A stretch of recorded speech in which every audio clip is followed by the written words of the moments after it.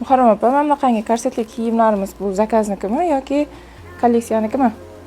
Yo'q, bu kiyimlarimiz hammasi kolleksiyaga qilingan, ya'ni sotuvga qilingan. Bular fotosessiya qilinib, keyin buyurtmalar asosida zakaz qabul qilamiz. Bular hammasi mana qarang, bu ham korsetli, bu ham korsetli, bu ham korsetli. Lekin mana bitta qaraganingizda buni korsetligini his qilmaysiz. Faqat kiyganda bilinadi. O'zi korsetga talab qanday?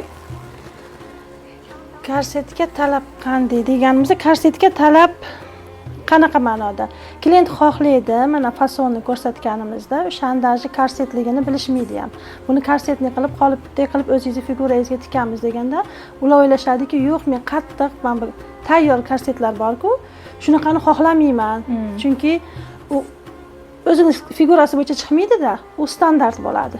Lekin odamlarning figurasi bu hamma individual. Hammaning figurasi individual. Hammaniki har xil demoqchiman-da. Biz o'sha bo'yicha o'zini qolipiga moslab korset yasaymiz. Har bittasiga lekali olib, har bittasini santimetrini o'ziga moslab korset yasaymiz. Korset qanaqa bo'ladi? Bu badanga yoqimsiz bo'lishi kerak emas. O'zini ustida shunday qolipdek turishi kerak. O'zini diskomfort sezish kerak emas korsetni ko'ylak kiyganda. Ha, tushunarli.